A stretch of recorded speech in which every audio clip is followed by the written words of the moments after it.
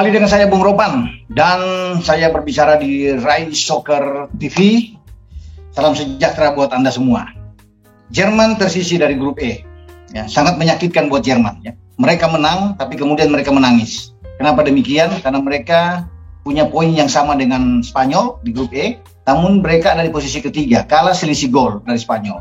Spanyol memasukkan 9, kemasukan 3, plusnya mereka 6. Jerman itu tidak begitu bagus karena plusnya itu cuma ya 1 lah bisa dikatakan. Jadi memang berat buat mereka. Mereka harus bisa menang melawan Costa Rica itu 9-2, bukan 4-2. Mereka kan menang 4-2, tapi harus menang 9-2 itu susah. Untuk bisa jadi selisihnya memang bisa 6 sama dengan Spanyol nantinya. Tapi mereka bisa lolos. Kalau mereka bisa bikin 9 gol, tidak mungkin. Babak pertama aja cuma 1 gol mereka dapatkan. Nah, yang menarik di sini ada 2 kejadian penting. Pertama, gol kedua dari Jepang yang dianggap agak kontroversial karena bola itu sudah meninggalkan lapangan pertandingan, dan pasti teman-teman tahu Jepang itu mengalahkan Spanyol 2-1. Kalau bila ini kejutan, ya bisa aja ini kejutan, ya kan? Tetapi kalau saya lihat juga Spanyol seakan-akan dalam tanda kutip agak menghindar untuk bisa menjadi juara grup, karena kalau dia imbang itu Spanyol juara grup, Jerman yang jadi runner up. Jepang out karena kalah selisih gol memasukkan, walaupun Jepang mengalahkan Jerman ya. Jepang itu cuma kalau bermain selalu sama, Jepang cuma memasukkan 3, kemasukan 3, Jerman jadi atas memasukkan 5, kemasukan 5. Kalau draw 2-2, kalau ini Spanyol gaspol di babak kedua misalnya mereka mengejar ketinggalan, bisa aja. Kan mereka menguasai bola sampai 83%, Jepang cuma 17%. Jadi jauh dalam statistik juga menembak on target itu di atas Spanyol, 12 tembakan 5 on target dibandingkan dengan Jepang ya, yang hanya 6 tembakan dan 3 on target. Nah, kenapa Spanyol memilih untuk menjadi runner up? Ini seakan-akan ada permainan telenovela aja saya lihat di sini bagi Spanyol. Mereka takut Luis Enrique untuk bisa bergabung di grup bagan sebelah, karena di bagan itu ada Brasil yang menghadap mereka dan kemungkinan ada Argentina. Jadi kalau mereka juara grup, mereka katakan nggak usah kalah lawan Jepang, draw aja 1-1 atau 2-2, mereka tetap juara grup. Dengan menjadi juara grup, mereka akan ketemu dengan Kroasia. Kroasia itu runner up dari grup F, karena juaranya Maroko kan. Mereka ketemu dengan Kroasia, ini berat juga Luka Modric dan kawan-kawan bagi Spanyol. Seandainya Spanyol lolos pun, Spanyol sudah dihadang oleh Brasil di perempat final. Ini yang berat. Kalau mereka lewat lawan Brasil, ya mereka ketemu Argentina. Itu jalannya bagi mereka. Karena ini mungkin dirasa berat ketika mereka harus mengambil juara grup E dengan runner up. Biarlah Jepang itu juara grup, nggak apa-apa. Tetapkan dia lolos karena punya tabungan gol yang banyak saat mengalahkan Costa Rica dengan 7-0 kan. Nggak mungkin lah Jerman di babak kedua bisa tambah sampai bisa 9 gol lah istilahnya kan. Babak pertama cuma 1. Jadi ini menjadi perhitungan mereka. Dengan mereka menjadi runner up, mereka lari ke bagan kanan. Di bagan kanan itulah ada Maroko di sana yang akan menjadi lawan bagi Spanyol nanti di babak 16 besar. Dan kalau bicara dengan Maroko oke lah, tim penuh kejutan ya. Tapi itu Spanyol berhitung, Enrique sebagai pelatih dengan kedalaman skuad yang mewah, yang bagus, mereka bisa mengatasi Maroko. Saya yakin bisa. Nah, kemudian mereka siapa lawan mereka nanti di 8 besar kalau mereka di 16 besar mengalahkan Maroko?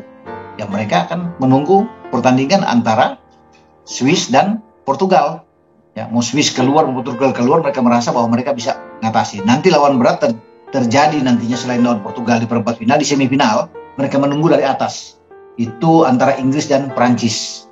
Siapapun akan menghadapi mereka di babak semifinal sebelum mereka bertarung. Nah, kalau sudah ketemu Argentina atau ketemu Brasil di babak final kan itu nggak jadi masalah buat mereka. Mereka akan bertarung, tapi jangan ketemu di perempat final atau di semifinal, Pak. Mungkin ini yang coba dihindari oleh Spanyol karena menganggap Argentina sedang lebih panas sekarang ya. Mesinnya sudah panas, sudah keluar, dan apalagi dengan Brasil yang punya skuad luar biasa.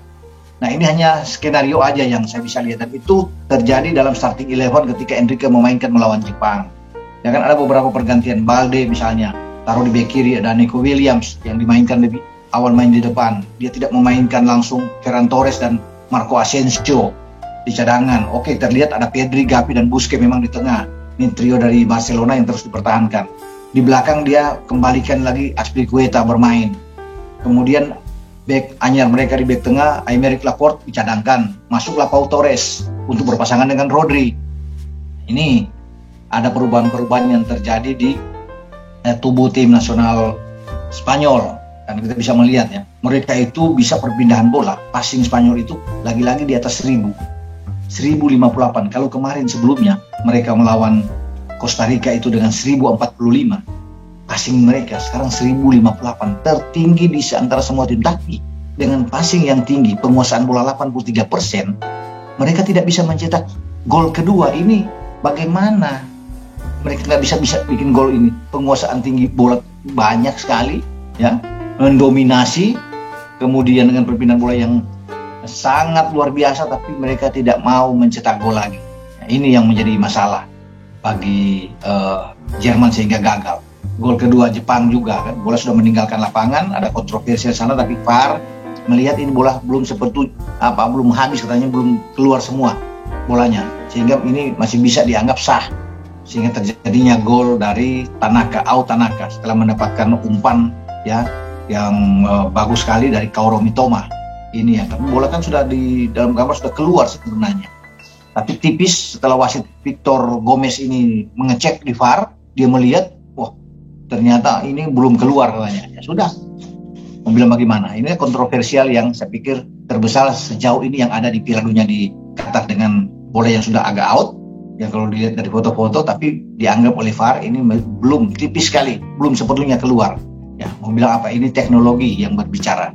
Tapi apapun itu kita harus sanjung dengan kehebatan Jepang, karena mereka menjadi satu-satunya tim Asia yang menjadi juara grup dan bisa lolos mengalahkan dua tim besar, Jerman dan mengalahkan Spanyol. Ini kan di luar dugaan siapapun, karena mereka tadinya dianggap sebagai underdog dan mungkin bisa tersisih karena Jerman yang difavoritkan bersama dengan Spanyol, tapi akhirnya Jerman out, Spanyol pun hanya menjadi runner up di grup ini. Dan kita akan tunggu apakah Jepang akan terus bertahan, paling tidak mengikuti jejak mereka di 4 tahun silam di Rusia ketika mereka masuk ke babak perempat final sebelum disingkirkan oleh Belgia. Kita tunggu, karena di sana ada Luka Modric dan kawan-kawan. Mereka harus bisa melewati Kroasia dulu sebelum ketemu Brasil.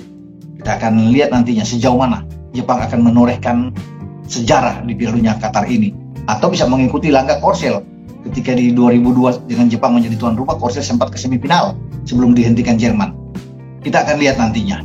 Sampai di sini review saya dengan Spanyol dan Jepang yang berkesudahan 2-1 buat Jepang. Dan Jerman walaupun menang, tapi mereka keluar dengan kepala tertunduk dari Stadion Al Bayt karena mereka tersisi dengan selisih gol dari Spanyol walaupun memiliki nilai yang sama. Sama tinggal Jerman, tim yang 8 kali pernah ke final, 4 kali juara, namun mereka lagi-lagi untuk kedua kali tersisi di fase grup. Setelah di Rusia juga mereka tersisi dengan timnya Sintayong saat itu. Sekarang dengan tim Asia lainnya, dari Korsel ke Jepang. Oke, Anda tetap harus ingat dengan bola ini bulat dan giring terus.